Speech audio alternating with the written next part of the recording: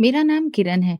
मेरे पापा एक मामूली से दर्जी थे, लेकिन उनके अंदर जो खुददारी थी, वो मैंने आज तक किसी बड़े से बड़े आदमी में नहीं देखी। हमारा मोहल्ला पुराना था, पतली गलियां, छोटे मकान। हम 3 कमरों के घर में रहते थे, जिसे चाची अक्सर एहसान का घर याद करवा देती थी। अगर हम नहीं होते तो तुम लोग सड़क पर होते, वो बार बार कहती थी। मैंने बचपन से उनकी बातों में जहर भरा देखा है, पर पापा कभी भी जवाब नहीं देते थे। उनकी खामोशी मेरे लिए हमेशा एक पहेली रही, और शायद एक जख्म भी। पापा सुबह सिलाई मशीन के पास बैठ जाते। एक छोटा सा कमरा उनकी वर्कशॉप था। वहां पर धागे की महक, कतरनों का ढेर और पापा के पसीने की खुशबू बसी हुई थी। कपड़े सिलते जाते और साथ साथ भगवान का नाम भी लेते जाते। वो हमेशा प्रार्थना करते, मेरी बेटी बहुत आगे जाए। मैं जब कोने में बैठकर किताबें पढ़ती तो पूछती, पापा क्या हम वाकई बहुत गरीब हैं? नहीं बेटा, हम बस अमीर नहीं हैं, फर्क समझो। मैंने कोशिश की पर समझने में साल लग गए। हमारे चाचा, पापा के छोटे भाई, गैर कानूनी तरीके से यूरोप चले गए थे। बहुत कम लोग जानते हैं कि उन्होंने वहां जाने के लिए माँ के जेवर और पापा की सिलाई मशीन बेच दी थी। पापा ने फिर से नई मशीन खरीदी, मगर किसी से कुछ नहीं कहा। वो सच हमेशा के लिए उनकी आंखों में छुप गया। कुछ सालों में चाचा ने बहुत पैसा कमा लिया। लंबी गाड़ी, ब्रांडेड कपड़े, महंगा मोबाइल, सब कुछ। उनके बच्चे बड़े स्कूलों में पढ़ते, अंग्रेजी बोलते और हर एक महीने में कहीं घूमने जाते। और हम सरकारी स्कूल के स्टूडेंट्स थे। मेरा यूनिफॉर्म अक्सर कई जगह से सिले होता। जूते माँ हर हफ्ते पॉलिश करती थी ताकि वे नए लगें। मैं अपनी उम्र से पहले समझदार हो गई थी। चाची का व्यवहार सबसे ज्यादा मुश्किल था। वो जब कभी हमारे घर आई, उनकी आंखों में घृणा होती। एक बार कहने लगी, किरण तुम लोग भी कुछ बन जाओ ताकि हम एहसान करना छोड़ दें। हर वक्त बस भिखारी। मैंने जवाब नहीं दिया, पर मेरे दिल में कुछ सुलगने लगा। मेरे चाचा के घर में हर वक्त रौनक होती, महंगी दावतें, कीमती तोहफे और चाची का गुरूर। एक बार हम चाचा के घर गए, पापा भी साथ थे। चाची ने दरवाजे पर ही कहा, जूते बाहर उतार दो, हमारा फर्श गंदा हो जाएगा। पापा ने कुछ नहीं कहा, जूते उतारे और अंदर चले गए। वो दिन मेरे दिल में नोकदार कील की तरह ठोक दिया गया। उसी दिन मैंने खुद से वादा किया था, एक दिन मैं ऐसा मुकाम हासिल करूंगी जहां ये लोग मेरे दरवाजे पर जूते उतारेंगे। मैं रातों को जाग कर पढ़ती, दिए की लौ कम पड़ती तो मैं खुद को रोशनी बना लेती। माँ सोते वक्त अक्सर मेरे सिर पर हाथ फेरती और कहती, भगवान तुम्हें कामयाब करे ताकि तुम्हारे पापा सर उठाकर जी सकें। यह आशीर्वाद मेरे लिए एक लक्ष्य बन गया। कई बार दिल हारने को आया, लेकिन पापा की खामोश कुर्बानियां मुझे थाम लेती थी। चाचा का दिखावा, चाची की बेइज्जती, स्कूल के दोस्तों का मजाक, सब कुछ झेल गई, पर सपने नहीं छोड़े। माँ की सबसे बड़ी परेशानी बिजली का बिल नहीं होता था, बल्कि चाची के ताने होते थे, अपने बच्चों को संभालो, हर वक्त हमारे बच्चों की चीजों पर नजर रखते हैं, तुम लोग भिखारी हो, भिखारी ही रहोगे। चाची ने एक दिन पापा के सामने कहा, जब मैं और मेरी छोटी बहन उनके बच्चों के साथ बैठकर टीवी देख रहे थे। पापा ने सर झुका लिया। मैंने तुरंत बहन का हाथ पकड़ा और वहां से उठ गई। मैं समझ गई थी कि ये हमारे लिए जगह नहीं, न दिल में न घर में। पापा हर त्योहार पर चाची के घर कुछ न कुछ देकर आते, कभी फल, कभी सिले हुए कपड़े। मैंने एक बार पूछा, पापा जब वो लोग हमें बेइज्जत करते हैं तो फिर आप वहां क्यों जाते हैं? पापा ने कहा, रिश्ते पैसे से नहीं फर्ज से निभाए जाते हैं। फर्ज, ये शब्द मेरे लिए उस उम्र में बहुत बड़ा था, लेकिन इसका मतलब मैं हर दिन सीख रही थी। चाची ने एक दिन सबके सामने ये भी कह दिया, मेरा पति यूरोप में है, वो काम करके भेजता है, तुम्हारे पापा तो यही कपड़े सिलकर बहुत मुश्किल से गुजारा करते हैं। उस दिन माँ ने पहली बार जवाब दिया, कपड़े सिलना बुरा काम नहीं, हमारे बच्चे किसी के सहारे नहीं पल रहे। चाची ने नाक सिकोड़ ली, जैसे उन्हें हमारी बातों से बदबू आती हो। एक दिन अमन मेरे हाथ में हिंदी की किताब देखकर बोला, हिंदी, ये भी कोई पढ़ने की चीज है? हम तो अब फ्रेंच भी सीख रहे हैं। मैं मुस्कुराकर बोली, भाषा कोई भी हो, जब तक उसकी अच्छी समझ नहीं हो, हर भाषा का कोई मतलब नहीं। वो हंसने लगा, ये सब छोटे लोग ही कहते हैं। मुझे उसी दिन अंदाजा हुआ कि वे सिर्फ हमारी गरीबी पर नहीं, बल्कि हमारे सपनों पर भी हंसते हैं। उसी साल चाची ने पूरे खानदान को दावत पर बुलाया। हमारे घर एक कार्ड भी नहीं आया। मैंने चुप रहने को कहा, लेकिन मैं जानती थी कि यह खामोशी अंदर कुछ तोड़ रही है। दावत के अगले दिन जब हम गए तो चाची ने दरवाजे पर कहा, हमें नहीं पता था तुम लोग बुलाने पर आओगे। वैसे भी हमारी दावत का खाना कम पड़ जाना था। हम वापस आ गए, मगर मैंने तब एक और फैसला किया। हर बेइज्जती, हर ताना मेरे लिए सीढ़ी बनेगा। माँ अक्सर चाची की बातों पर उदास हो जाती। एक दिन मैंने उनके पास बैठकर कहा, माँ, हम उनके जैसे नहीं बनना चाहते, लेकिन हमें साबित करना है कि हम कम नहीं। माँ ने मेरे सिर पर हाथ फेर कर कहा, भगवान तुम्हें हिम्मत दे। उसी दिन के बाद मैंने अपनी पढ़ाई को ही सब कुछ समझ लिया। मैंने फैसला किया कि सरकारी स्कूल में पढ़ने के बावजूद भी मैं अपना नाम कमाऊंगी। मुझे उन सबको दिखाना है कि भिखारी वो नहीं होता जिसके पास पैसा ना हो, बल्कि वो होता है जो अंदर से खाली हो। मैट्रिक का रिजल्ट आया, मैं पास हो गई थी। साधारण सी मार्कशीट, लेकिन मेरे लिए वो कागज जैसे किसी खजाने की चाबी हो। माँ ने सिर पर हाथ फेर कर कहा, भगवान तुम्हें तरक्की दे। पापा बोले, बस अब आगे क्या सोचा है बेटी? पर सवाल ये था कि आगे कैसे? घर में पहले ही गैस, बिजली और राशन का खर्च मुश्किल से पूरा होता था। कोचिंग की क्लासेस, कॉलेज की फीस, किताबें, ये सब हमारे लिए सपना जैसे था। पापा की नजरें मेरी फाइलों पर ठहरती तो एक बोझ सा नजर आता। मैंने ये बोझ हल्का करने का फैसला किया। पापा, मैं खुद ही तैयारी करूंगी, आप फिक्र मत करिए। पापा ने मेरी आंखों में देखा, जैसे परख रहे हो कि क्या मैं वाकई में कर सकूंगी। फिर धीरे से बोले, जो भी करो पूरे दिल से करना। मैंने घर के कोने वाले कमरे को अपनी पढ़ाई की जगह बना लिया। वही पुराना सा पंखा, एक लकड़ी की मेज और एक टूटा सा स्टूल। मैंने एक रजिस्टर पर बड़े शब्दों में लिखा, सपने अधूरे नहीं छोड़े जाते। पापा के दोस्त की बेटी नैना, जो एसएससी कर रही थी, कभी कभार पढ़ने आ जाती। उसके पास कुछ पुरानी किताबें थी जो उसने मुझे दे दी। हम मिलकर डिस्कशन करते, सवाल बनाते और एक दूसरे से पूछते। नैना हंसती, किरण, तुम तो अच्छी टीचर बन सकती हो। मैंने कहा, नहीं, मुझे अफसर बनना है। एक दिन मैंने नैना से पूछा, क्या यूपीएससी सिर्फ अमीरों के लिए होता है? उसने कहा, नहीं, मगर सुविधाएं उनके पास ज्यादा होती हैं। तुम्हारे पास जज्बा है और ये सबसे बड़ी ताकत है। मैंने उसी दिन फैसला कर लिया कि मेरा सपना यूपीएससी है। अब ये सिर्फ इच्छा नहीं, मेरा मकसद था। मैं रात को देर तक पढ़ती रहती। माँ मुझे सो जाने को कहती तो मैं कहती, अभी वक्त नहीं हुआ है रुकने का। चाची को जब पता चला कि मैं पढ़ाई जारी रख रही हूँ तो उन्होंने फिर से एक तीर फेंका, भिखारी लोग अफसर बनने के सपने ना देखा करें, नींद हराम हो जाती है। इस बार मैं चुप नहीं रही। मैंने कहा, सपने वही देखता है जो जागता है, सोते हुए सिर्फ साए आते हैं।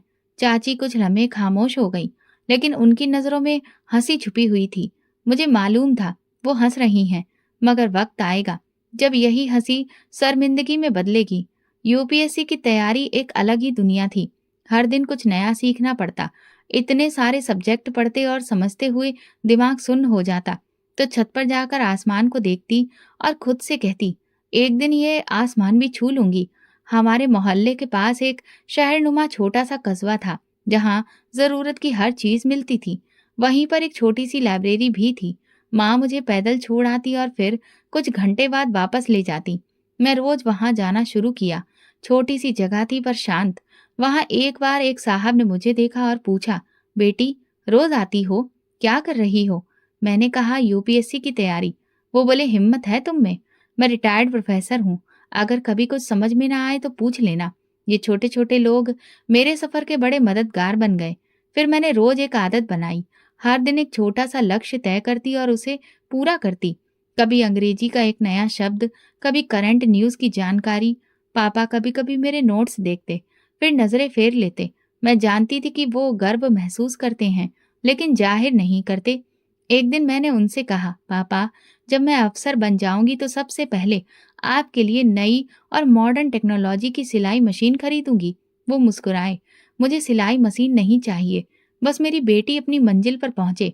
ये वो पल था जब मुझे एहसास हुआ कि पापा मेरी कामयाबी से ज्यादा मेरे इरादे से खुश हैं। यही इरादा मेरी असली ताकत था। अब मैं सिर्फ एग्जाम की तैयारी नहीं कर रही थी, मैं अपने पूरे वजूद को सपने के मुताबिक ढाल रही थी। मैं एक आम दर्जी की बेटी थी, लेकिन मेरे अंदर एक अलग हिम्मत जाग चुकी थी और एक दिन यह हिम्मत दुनिया के सामने आने वाली थी। नैना के साथ पढ़ाई जोर शोर से चल रही थी। रोजाना समय से लाइब्रेरी पहुंचकर अपना टारगेट पूरा करना मेरी जिंदगी का जरूरी हिस्सा बन चुका था। मैं हर दिन कुछ नया सीखती, हर हफ्ते एक नए चैप्टर पर खुद का टेस्ट लेती, जैसे कोई कंपटीशन मेरे और वक्त के बीच में चल रहा हो। नैना के पास टच मोबाइल भी था। उसके घर के हालात बेहतर थे। घर में वाईफाई भी था। मैंने पापा से इजाज़त ली और नैना के घर जाकर इंटरनेट से चीज़ें निकाल कर पढ़ना शुरू कर दिया। जनरल नॉलेज, करंट अफेयर्स और सब्जेक्ट्स के नोट्स। वो 1 घंटा मेरे दिन का सबसे कीमती वक्त होता। नैना ने मेरे इस सफ़र में मेरी बहुत मदद की थी। मैं वापस आकर रात को नोट्स की कॉपियाँ खुद बनाती। माँ कई बार कहती, बेटा थक गई होगी, थोड़ा आराम कर लो। मगर मेरा जवाब होता, अगर आज आराम नहीं किया तो पूरी जिंदगी आराम से रह पाऊंगी। चाची की जुबान दिन ब दिन तेज होती जा रही थी। एक दिन पापा जब कपड़े देने गए तो वापस आते हुए उनके चेहरे पर एक अजीब सी खामोशी थी। मैंने कुछ नहीं पूछा, मगर शाम को चाची की आवाज गली में गूंजी, हमें तो यूरोप में बैठे पति ने सारी सुविधाएं दी हैं और एक वो भाई है जो अब तक मोहल्ले की गली में सिलाई मशीन चलाता है। पापा दरवाजे के पास बैठे थे। उन्होंने सिर्फ नजर झुका ली। मैं चुप रही, पर दिल में कुछ और झुकने की बजाय उठ खड़ी हुई। मैं अब ये सब सहने वाली नहीं थी। एक दिन चाचा की बेटी माधुरी मेरे पास आई और बोली, माँ कह रही थी कि तुम किताबें लेकर लाइब्रेरी जाती हो। वहां क्या करती हो?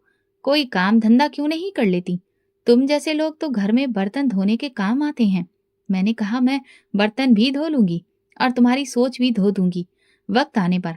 वो हंसने लगी। मेरी सोच? नहीं, ये सच्चाई है तुम्हारी। तुम लोग जितना मर्जी पढ़ लो, फर्क नहीं पड़ेगा। कुछ लोग हमेशा नीचे ही रहते हैं। मैंने दरवाजा बंद कर दिया। कुछ बातों का जवाब वक्त पर छोड़ देना बेहतर होता है। इस बात के बाद मैंने पढ़ने का समय और बढ़ा दिया। देर रात तक जागना, सुबह जल्दी उठना और दिन में काम में हाथ बटाना। मैं वक्त का एक पल भी बर्बाद नहीं करती। माँ कभी कभी कहती, बेटा तुम बहुत थक जाती होगी। मैंने कहा, मैं अब खुद को नहीं, सबको साबित कर देना चाहती हूँ। मोहल्ले की औरतें भी अब चाची की बातों से सहमत होने लगी थी। कोई पीठ पीछे कहती, दर्जी की बेटी तो अब अफसर बनने चली है। कोई हंसकर कहती, अफसर बनेगी? सपने देखने की भी एक हद होती है। मैंने मन से जिक्र किया, ये लोग हमारे बारे में बातें करते हैं। माँ ने कहा, लोग तो भगवान तक को नहीं छोड़ते। तुम तो इंसान हो, तुम बस अपनी मेहनत जारी रखो। एक दिन मेरी चाची कहने लगी, ये सब किताबें और नोट्स देखकर तुम्हें क्या लगता है कि सरकार तुम्हें अफसर बनाएगी? तुम्हारे जैसे लोग तो फाइलें उठाने के भी काबिल नहीं होते। पापा वहीं बैठे थे। मैंने उनकी तरफ देखा। उन्होंने आंखें बंद कर ली, जैसे सब कुछ सह लेना उनकी आदत बन चुकी हो। रात को मैंने पापा से पूछा, आप जवाब क्यों नहीं देते? उन्होंने धीरे से कहा, बेटा जवाब से आवाज ऊंची होती है, मुकाम नहीं। और मुझे तुम पर यकीन है। ये पहली बार था जब पापा ने खुलकर कहा कि उन्हें मुझ पर भरोसा है। मुझे ऐसा लगा जैसे किसी ने मेरे हाथ में एक नई मिसाल दे दी हो। मैं जानती थी कि मुझे पीछे नहीं हटना। जब मैंने यूपीएससी का फॉर्म प्रिंट करवाया तो पहली बार पापा ने मुझसे पूछा, तो क्या लगता है तुम कर लोगी? मैंने कहा, नहीं, मुझे पूरा भरोसा है। पापा ने वो कागज पकड़ा और देर तक देखा, फिर धीरे से कहा, जब तुम पैदा हुई थी तो मैंने ये सोचा भी नहीं था। शायद भगवान ने तुम्हें हमारी किस्मत बदलने के लिए भेजा है। मैंने सोचा किस्मत शायद पहले से लिखी होती है, लेकिन जो खुद लिखना जान ले वो उसे भी बदल सकता है। अब सपना सिर्फ एक मकसद नहीं रहा था, वो मेरे अंदर जलती वो आग बन चुकी थी, जिससे मेरी खामोशी भी जलने लगी थी। अब ये आग एक दिन सबको जलाने वाली थी। ये खामोशी लोग सिर्फ सुनते नहीं, एक दिन तारीख भी लिखते हैं। कुछ दिन के बाद मैंने फैसला कर लिया कि अब ये मोहल्ला, गलियां और शादी मेरे मकसद की राह में रुकावट बन रहे हैं। मैंने सोच लिया था कि अगला कदम शहर होगा, जहां एग्जाम की तैयारी के लिए अच्छा माहौल, किताबें और खुद को साबित करने का मौका होगा। मैंने पापा से बात की, मुझे शहर जाना है। वहां पर एकेडमी भी है और तैयारी का माहौल भी। पापा ने कुछ देर खामोशी से सोचा, फिर बोले, अकेली जाओगी? नहीं, आप और माँ भी मेरे साथ होंगे। रहोगी कहाँ? और खर्चा कैसे चलेगा? एक छोटा सा फ्लैट नुमा घर ढूंढा है। मैं ट्यूशन पढ़ा लूंगी। कुछ पैसे मैंने पुरानी गुल्लक में जमा किए थे, बचपन से ही वही तोड़कर निकालूंगी। पापा ने मेरी तरफ देखा और पहली बार मेरी बात पर तुरंत हाँ कह दी। शायद वो भी अब उस माहौल से थक चुके थे। उनके पास एक पुरानी सिलाई मशीन पड़ी थी, उन्होंने वो भी बेच दी। मेरी चाची को जब पता चला तो वो दरवाजे पर खड़ी हो गई। कहाँ जा रहे हो? पापा ने जवाब दिया, शहर जा रहे हैं कुछ समय के लिए। वो हंसने लगी। क्या करोगे? शायद जाकर कोई सिफारिश है या बस सपनों के पीछे भागने जा रहे हो? हम कुछ नहीं बोले। पापा ने सामान उठाया और पीछे मुड़े बिना हम बाहर निकल गए। मैं जानती थी कि वो दरवाजे पर खड़ी हमारा फर्ज नहीं, हमारे सपनों का मजाक उड़ा रही हैं। मगर एक वक्त आएगा जब वो सब समझ जाएंगी। शहर आकर सब कुछ नया लगा। शोर, सड़कें, अजनबी चेहरे और अनगिनत बिल्डिंग। हमने कमरे का छोटा सा फ्लैट किराए पर लिया, जिसकी छत लीक करती थी, बाथरूम का नल टपकता था, मगर वहां वो घुटन नहीं थी जो पुराने मोहल्ले में थी। मैंने पास में ही एक एकेडमी में एडमिशन लिया, जहां शाम को क्लासेस होती थी। दिन में एक मोहल्ले में बच्चों को ट्यूशन पढ़ाने लगी। कभी कभार 1 घंटे के लिए किसी लाइब्रेरी में बैठ जाती। मेरी दुनिया सिमट गई थी, लेकिन मेरा मकसद वही फैल कर बड़ा होता जा रहा था। पहले हफ्ते के बाद नैना ने कॉल की। कहाँ हो? सब पूछ रहे हैं, तुमने बताया भी नहीं। मैंने कहा, नैना अभी कुछ भी पक्का नहीं है, जब होगा सबको खुद पता चल जाएगा। शहर में कोई नहीं जानता था कि मैं कौन हूँ, किस परिवार से हूँ, कहाँ से आई हूँ। मैंने खुद को वक्त के हवाले कर दिया और फैसला कर लिया था कि अब सिर्फ मेरा रिजल्ट बोलेगा। पढ़ाई का माहौल वाकई अलग था। यहाँ लोग सिर्फ नंबरों के पीछे नहीं थे, वे मुकाबले में थे। जुबान, दिमाग, भरोसा, हिम्मत, सब कुछ नापा जाता था। मैंने महसूस किया कि यहाँ सिर्फ मेहनत काफी नहीं, खुद को साबित भी करना पड़ता है। अकेडमी में मेरी मुलाकात एक लड़की माही से हुई। वो एक बड़े अफसर की बेटी थी, लेकिन मददगार। हम दोनों ने मिलकर ग्रुप स्टडी शुरू कर दी। एक दिन मैंने कहा, तुम्हें ये सब कुछ हासिल है तो फिर भी इतनी मेहनत क्यों कर रही हो? वो हंसकर बोली, क्योंकि मुकाबला सिफारिश से नहीं, तैयारी से जीता जाता है। माही ने मेरे नोट्स देखे तो बोली, तुम तो प्रोफेशनल तरीके से पढ़ रही हो, लगता है तुम खुद किसी एकेडमी की टीचर हो। मैंने कहा, नहीं, बस पढ़ना सीख लिया है। मैंने माँ और पापा के लिए एक रूटीन बनाया। सुबह नाश्ता खुद बनाती, उनके लिए दवाई लाती और शाम को कभी कभार पार्क भी ले जाती। माँ अक्सर कहती, शहर तुम्हें बदल तो नहीं देगा? मैं कहती, नहीं माँ, ये शहर मुझे वो बना रहा है जो मैं बचपन से बनना चाहती थी। एक दिन पापा बाहर बैठे थे, अपनी सिलाई मशीन ठीक कर रहे थे। मैंने पूछा, पापा, यहाँ किसके लिए कपड़े सिल रहे हैं? उन्होंने कहा, मोहल्ले की एक आंटी ने कहा है कि उनके घर में शादी है और सिलाई वाला वक्त पर काम नहीं कर रहा, सोचा कुछ हाथ में आ जाएगा। मैं मुस्कुराकर कहा, बस अब थोड़ा और वक्त है, फिर आप सिर्फ सिलाई नहीं, फक्र का काम करेंगे। मेरे कमरे की दीवार पर एक बड़ा सा नक्शा चिपका था, इंडिया का। मैं हर राज्य को अलग से मार्क करती, वहां की पॉलिटिक्स, इकोनॉमी, सब कुछ जानने की कोशिश करती। कभी कभार माँ कहती, इतनी किताबें, इतनी बातें, सब तुम्हारे दिमाग में कैसे आ जाती हैं? मैं कहती, मेरे अंदर बहुत जगह है माँ, बस कामयाबी आने की देर है। मोहल्ले वालों में किसी को भी नहीं पता था कि हम कहाँ गए। वो जो हर वक्त कुछ ना कुछ पूछते थे, अब सिर्फ खामोशी से तरह तरह के कयास लगाते। नैना ने एक बार कॉल करके कहा, तुम्हारी चाची ने सबको बताया कि तुम्हारे पापा ने कर्ज की वजह से ये मोहल्ला छोड़ा और शहर चले गए। मैंने कहा, सही कहा उन्होंने, बस कर्ज पैसों का नहीं, इज्जत का है, और मैं वो उतारने गई हूँ। अब मेरा दिन पढ़ाई, ट्यूशन और खुद को बेहतर बनाने में गुजरता। अपने माँ और पापा की आंखों में मैं वो सुकून देखती जो बरसों से गया था। शहर में रहते हुए 6 महीने हो चुके थे। तैयारी की रफ्तार बेहतर हो रही थी और पापा और माँ भी नए माहौल से कुछ हद तक कंफर्टेबल हो चुके थे। मोहल्ले में 2-3 औरतों ने पापा को मामूली काम देना शुरू किया था और मेरी ट्यूशन से घर का खर्च निकलने लगा। सुकून था, मगर एक दिन ऐसा आया कि सारा सुकून जैसे किसी आवाज के बिना बिखर गया। उसी दिन सुबह मैं नोट्स पूरे कर रही थी जब पापा को एक फोन आया। नंबर देखकर उनकी आंखों में हल्की सी हैरत दिखी। ये मुकेश का नंबर है। सालों बाद मेरे भाई को याद आया है। मुकेश यानी मेरे चाचा। फोन पर 2 मिनट की बात हुई, बस सिर हिलाना और अच्छा, बधाई हो जैसी बातें। फोन रखकर पापा चुप हो गए। मैंने कहा, क्या हुआ?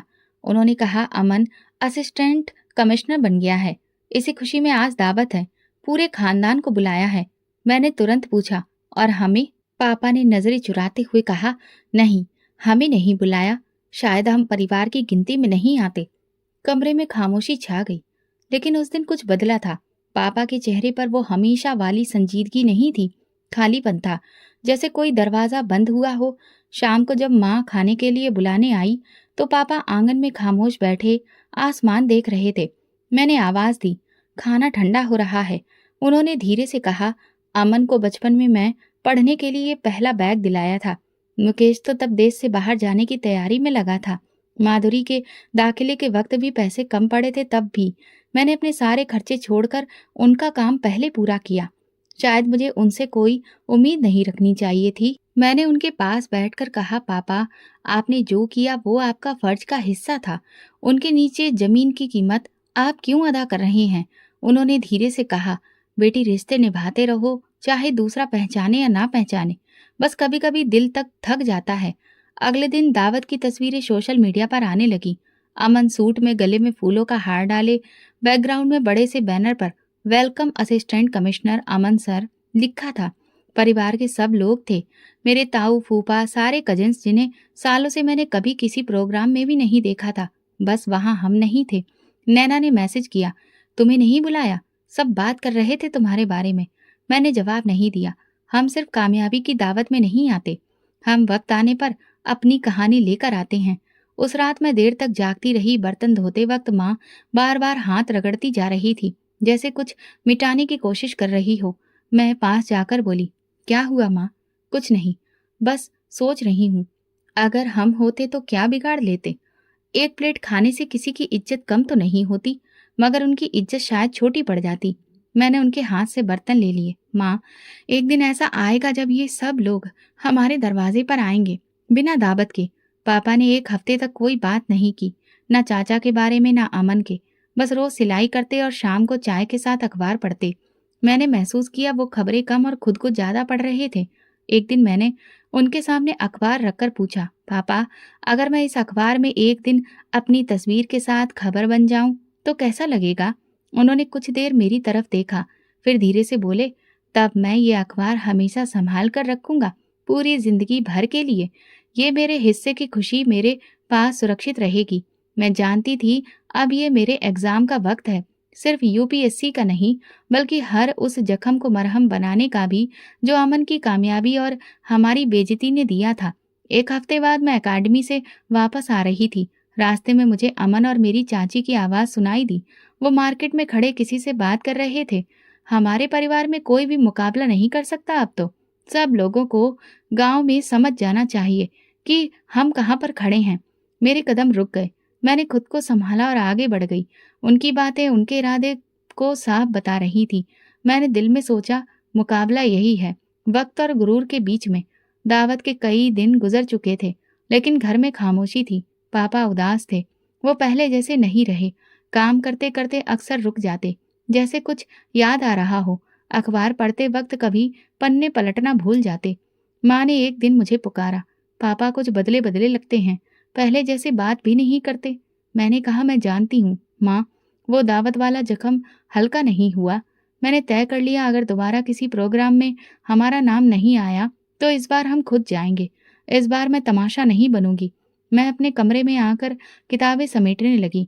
सब कुछ बदल गया था। वही नोट्स, वही कलम। अब उनकी अहमियत बदल चुकी थी। अब ये पढ़ाई कामयाबी का रास्ता नहीं, बदले का जरिया बन चुकी थी। बदला किसी इंसान से नहीं, बल्कि उस सोच से जो सालों से हमारी इज्जत को रौंदती जा रही है। मेरी लगन अब और बढ़ रही थी। अगले दिन मैं पापा के पास गई और कहा, मैं अपनी तैयारी में कोई ढील नहीं दूंगी, लेकिन आपको भी वादा करना होगा कि आप हार नहीं मानेंगे। उन्होंने मेरी तरफ देखा और बोले, मैं बस थक गया हूँ, हारा नहीं हूँ। ठीक है पापा, तो अब मेरी बारी, आप आराम करें और मुझे आगे बढ़ने दें। उसी दिन मैंने अपना रूटीन बदला। सिलेबस को हटाकर जमीन में गहराई लानी शुरू की। रोज नई खबरें पढ़ने का वक्त तय किया। मेरा ध्यान अब कामयाबी के नंबर नहीं, बल्कि उस मुकाम के सम्मान पर था। माँ ही, जो अकेडमी में मेरा साथ देती थी, एक दिन बोली, तुम्हारे चेहरे पर कुछ बदल गया है, तुम पहले से ज्यादा गंभीर हो गई हो। मैंने कहा, पढ़ाई अब मेरे लिए जाती हो गई है। वक्त ऐसे ही गुजरता गया। फिर मेरे यूपीएससी के पेपर्स का वक्त आया। मैंने हर पेपर की तैयारी दिन रात मेहनत से की। मेरे पास वापसी का अब कोई रास्ता ही नहीं था और ना ही गुंजाइश। मैं पापा की परेशानी और माँ की झुर्रियों से भरे हाथों का भ्रम नहीं तोड़ना चाहती थी। मैं उन्हें उस महफिल में वो मुकाम दिलाना चाहती थी जिसके वो हकदार थे। सारे पेपर्स एक-एक करके खत्म हुए। माँ रोज मुझे दुआ देती। एग्जाम पूरा हुआ।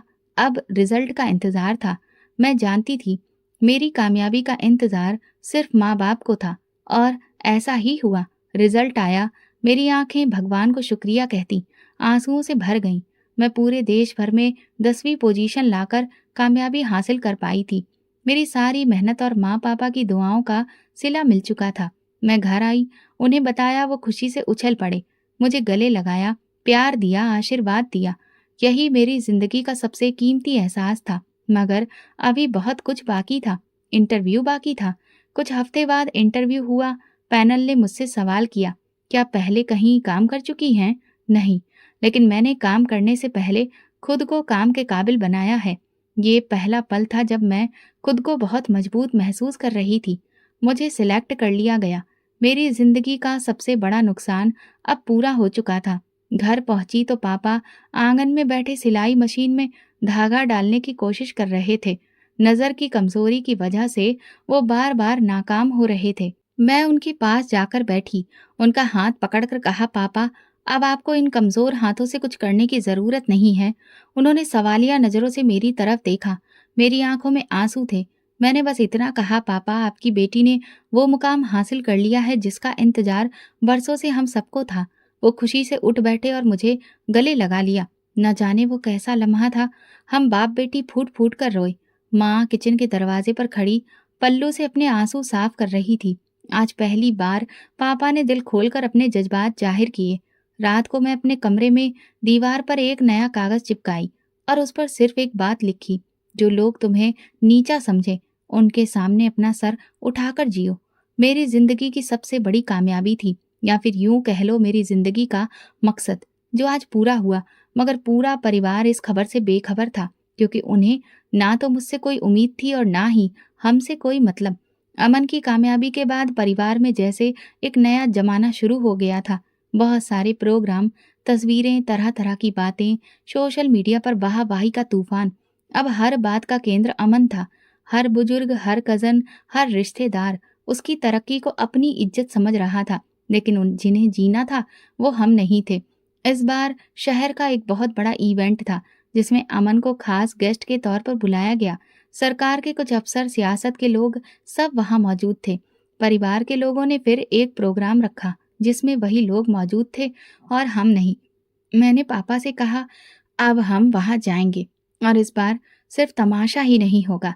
पापा ने कुछ कहने की कोशिश की, लेकिन मेरी आंखों में कुछ ऐसा था कि वो चुप हो गए। अब मुझे रोकने वाला कोई नहीं था। वक्त बदल चुका था। हम शाम को प्रोग्राम की जगह पर पहुंचे। एक बहुत बड़ा हॉल था। दरवाजे पर भीड़ थी। सिक्योरिटी भी सख्त थी। हम जैसे ही दरवाजे के पास पहुंचे, गार्ड ने हाथ उठाकर रोका। आपके पास इनविटेशन कार्ड है? मैंने पर्स से कार्ड निकाल कर दिया। गार्ड ने उसे देखा, फिर तुरंत सीधा होकर सैल्यूट किया। वेलकम मैडम, हमें आपका इंतजार था। पापा ने हैरत और खुशी से भरे मिले जुले जज्बातों से मेरी तरफ देखा।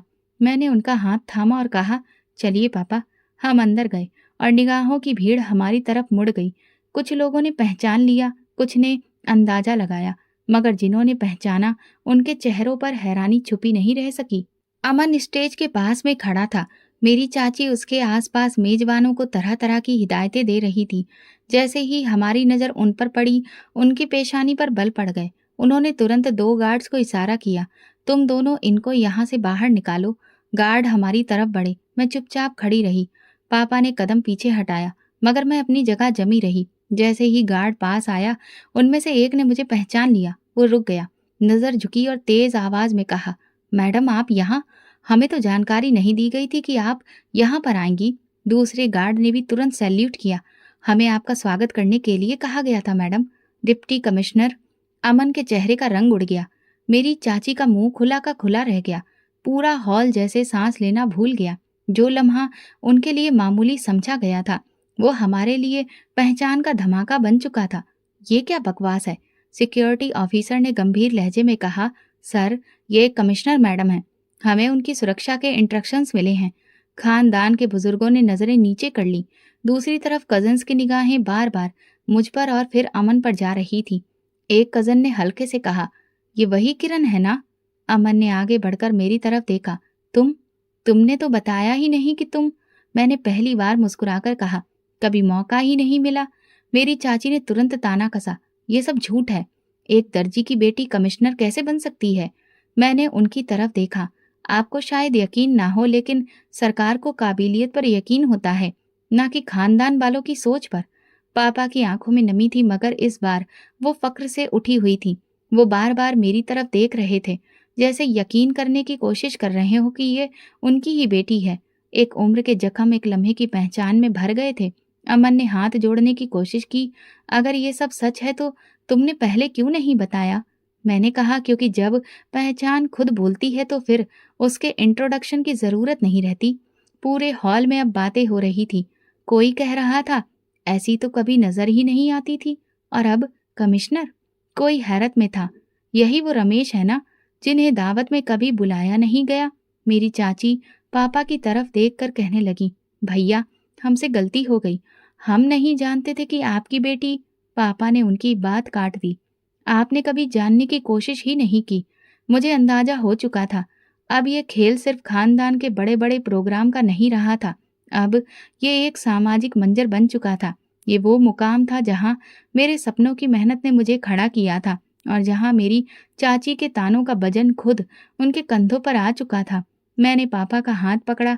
हम यहाँ से जा सकते हैं। हम जो लेने आए थे वो हम हासिल कर चुके हैं। पापा ने धीरे से कहा, तुमने मुझे वो इज्जत दी है जो सारी उम्र मैं खुद को नहीं दे सका। ये लम्हा मेरे लिए वो निशान बन गया था जो किसी ने भी मुझे नहीं दिया, बल्कि मेरे इरादे ने खुद तलाशा था। लेकिन अभी हम वापस करने ही लगे थे कि हॉल के कोने में खड़े सिक्योरिटी ऑफिसर ने तेजी आवाज में माइक पर ऐलान किया, मेहमानों की जानकारी के लिए मैं बताना चाहता हूँ कि मैडम किरण शर्मा, जो आज के प्रोग्राम में शामिल हैं, वो हमारी कमिश्नर मैडम हैं। कुछ लम्हों के लिए पूरा हॉल जैसे जम गया। जो लोग अपनी सीटों पर बैठे हुए थे खड़े हो गए। जो खड़े थे उनके कदम जैसे जमीन में गड़ गए। कमिश्नर। इस शब्द की गूंज में मेरी चाची की सारी आवाजें, सारे ताने दफन हो गए। अमन ने नजरें नीचे कर ली। उसके आसपास खड़े कई लोग मुस्कुरा रहे थे, मगर उनकी आंखों में साफ शर्मिंदगी भी थी। किसी ने हिम्मत करके हाथ भी नहीं हिलाया। मेरी चाची ने अपनी आंखों पर हाथ रख लिया। ये सब झूठ लग रहा था। पापा ने सर झुका लिया, जैसे खुद से पूछ रहे हो, क्या ये वही मेरी किरण है? मैंने उनकी तरफ देखा। आपने जो सब्र किया वो आज रंग ला रहा है। अब आप सर झुकाएंगे नहीं, सिर उठाकर चलेंगे। तभी मेरी चाची की आवाज पीछे से उभरी, किरण, तुमने तो बताया ही नहीं, कब सिलेक्ट हुई, कैसे हुई? मैं उनकी तरफ मुड़कर कहा, आप तो सुनती ही नहीं थी, सिर्फ बोलती थी, और मैं सुने बिना कुछ भी नहीं कहना चाहती थी। हॉल के अंदर वही मेजबान जो पहले अमन के आसपास घूम रहे थे, अब आकर मुझसे बात करने लगे। किसी ने इंट्रोडक्शन करवाया, किसी ने मेरे अंडर काम करने की ख्वाहिश जताई।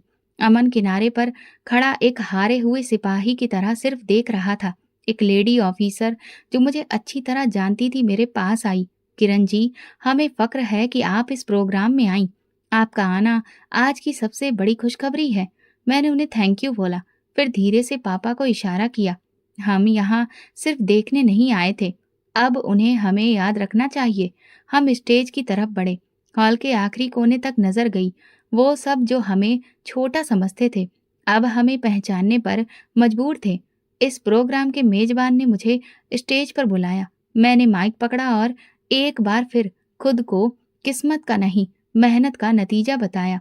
कामयाबी आपकी हैसियत नहीं देखती, न जात पात न रुतबा, सिर्फ मेहनत, नियत और किरदार देखती है।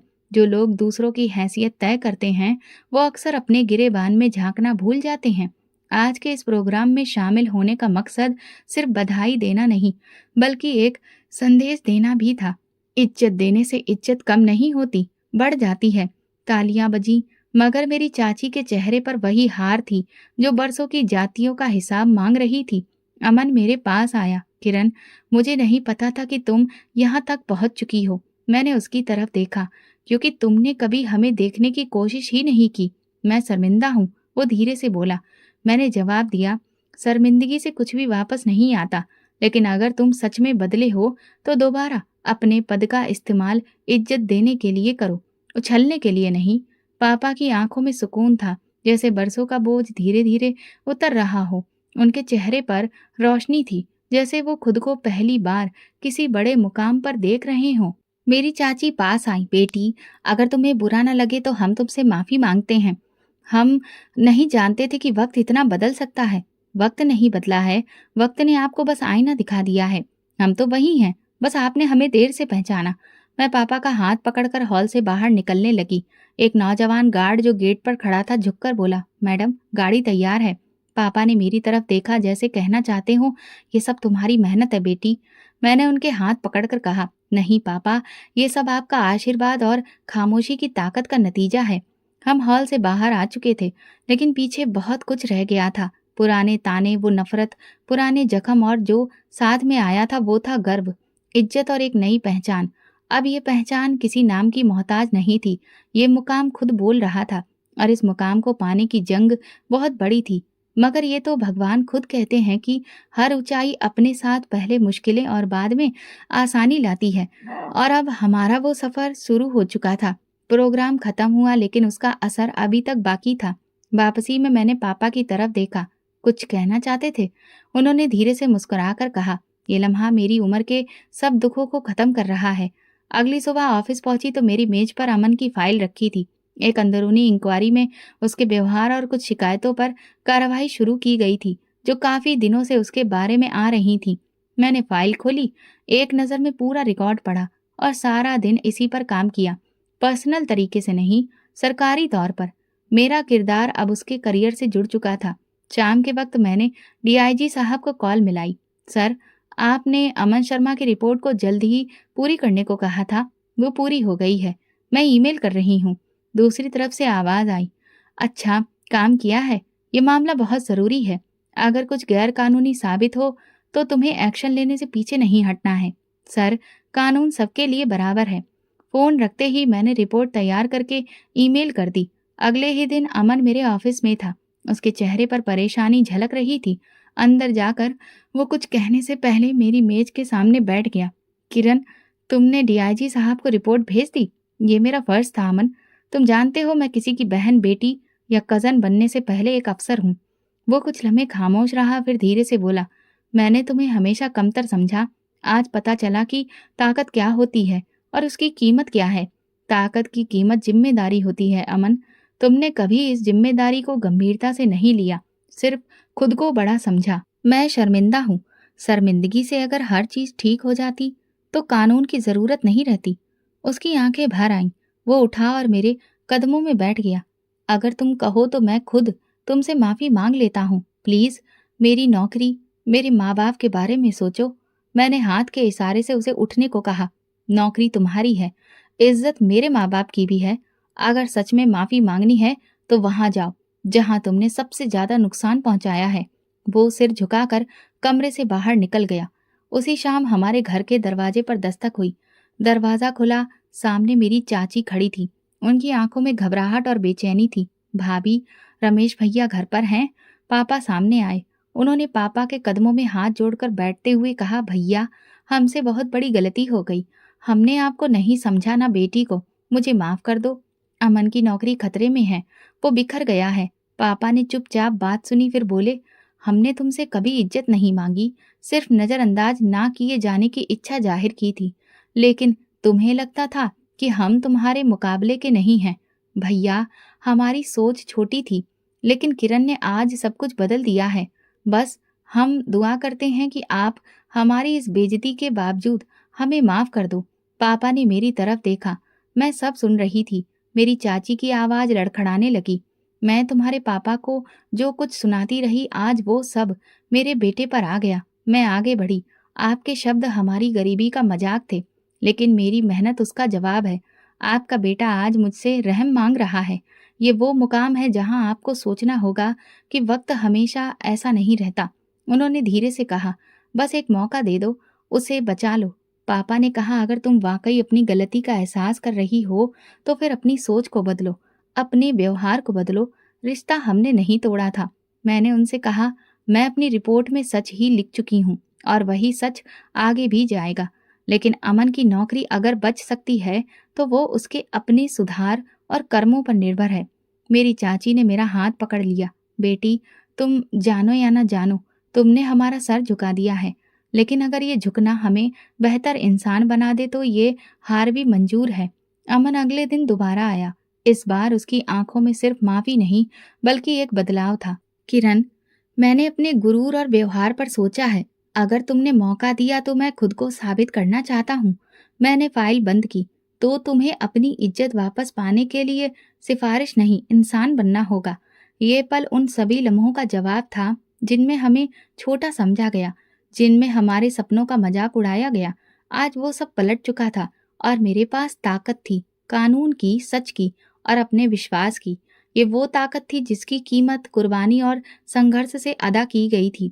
ऑफिस में सन्नाटा था। अमन की फाइल बंद हो चुकी थी, कार्रवाई पूरी हो चुकी थी और अब सिर्फ रिपोर्ट के मुताबिक फैसला आना था। मुझे पता था कि अमन अब खुद से बेहतर अफसर बनने की कोशिश करेगा, लेकिन अतीत की लकीरें आसानी से नहीं मिटती। दोपहर में डीआईजी साहब का मैसेज आया। अगर कोई शिकायत आई हो तो मुझे जरूर बताना, लेकिन रिपोर्ट बिना किसी लाग लपेट के होनी चाहिए। मैंने जवाब दिया, सर, रिपोर्ट पहले ही सच्चाई पर टिकी है। उसी शाम परिवार वालों की एक और बैठक हुई। इस बार मेरी चाची के घर की जगह ताई के घर दावत दी गई और पापा को भी बुलाया गया। ये वही लोग थे जिन्हें बरसों हमारी मौजूदगी से भी चिढ़ थी। अब वे इज्जत से बुलाते थे, मुस्कुराकर हाल चाल लेते थे, इज्जत से बिठाते, नाश्ता पेश करते। पापा ने कहा, किरण, हमें चलना चाहिए। हम वहां पहुंचे तो सबने गर्मजोशी से हमारा स्वागत किया। वही लोग जिनके लहजे में कभी जहर भरा था, अब मिठास में डूबे थे। कुछ रिश्तेदारों ने सिर झुकाकर कहा, हमें अफसोस है, हमने वक्त पर तुम लोगों की कदर नहीं की। मेरी चाची पास आई। किरण बेटी, तुमने बहुत बड़ा काम किया है। मैं तुम पर गर्व करती हूँ। मैंने कहा, गर्व इस बात पर होना चाहिए कि आपने अपना व्यवहार बदला। सब लोग चुप हो गए। मैंने सबकी तरफ देखा। अमन की रिपोर्ट सच्चाई पर टिकी है। वो मैंने जमा करवा दी है। मैंने कुछ भी नहीं छुपाया है और ना ही कुछ बड़ा चढ़ाकर लिखा है। अमन ने सिर झुकाकर बैठा था। रिपोर्ट तो सच है, गलत तो सिर्फ तुम्हारे दिल में था। पापा ने तुरंत बात संभाली। हम सब इंसान हैं, गलती हम सबसे होती है, लेकिन जो वक्त गुजर चुका है उसका हिसाब किताब माफी से ठीक किया जा सकता है। पापा की बात ने सब पर असर छोड़ा। मैंने अपनी बात जारी रखी। अब अगर किसी ने किसी रिश्तेदार को, किसी कमजोरी को, किसी गरीब को गिरा हुआ समझा तो वो सिर्फ अपनी इज्जत खोएगा। मैं इस परिवार का हिस्सा हूँ, लेकिन अब मैं एक सरकारी अफसर भी हूँ। अगली बार कोई गलती हुई तो सिर्फ रिश्तेदारी नहीं, नौकरी भी जाएगी। अमन ने सिर उठाया। मैं वादा करता हूँ, अब कभी किसी के साथ वैसा व्यवहार नहीं होगा जैसा हमने किया। मेरी चाची ने पापा की तरफ देखा। भैया, माफ कर दीजिए हमें। हमने जो किया वो बहुत गलत था। हमारा गुरूर था, लेकिन आपकी बेटी ने हमें सबक सिखा दिया है। पापा ने धीरे से कहा, मैंने अपनी औलाद की ऐसी परवरिश नहीं की कि वो बदला ले। मेरी बेटी ने जो इज्जत कमाई है वो मेरे लिए काफी है। मैं सबको माफ करता हूँ। ताऊ, जो हमेशा चाचा के साथ खड़े होते थे, उन्होंने आगे बढ़कर पापा से हाथ मिलाया। हमें तुम पर गर्व है रमेश। तुमने अपनी बेटी को वो परवरिश दी जो हमें कभी समझ में नहीं आई। अब कमरे का माहौल बदल चुका था। हर तरफ मेरी ही बातें थी। हर नजर पापा पर नहीं, मुझ पर थी। मैंने कहा, ये कामयाबी मेरी नहीं, मेरे पापा की हिम्मत का नतीजा है। गरीबी कोई गुनाह नहीं होती, मगर घमंड करना जरूर होता है। ये बात कहकर मैं बाहर आई और सोचने लगी। अब वो दर्जी जो बरसों तक दरवाजे पर खड़े खड़े सुनता रहा, इज्जत से सर उठाकर अंदर आया था, और मैं अब सिर्फ किसी की बेटी नहीं, अपनी पहचान की मालकिन बन चुकी थी। अब हर दावत में हमारा नाम पहले दर्जे पर होता, हर प्रोग्राम में हमें खास इज्जत दी जाती। लेकिन मेरे अंदर वही जज्बा कायम रहा। अगर कभी मेरे किसी फैसले से किसी गरीब का सिर झुका तो मेरा कुर्सी पर बैठना बेकार है।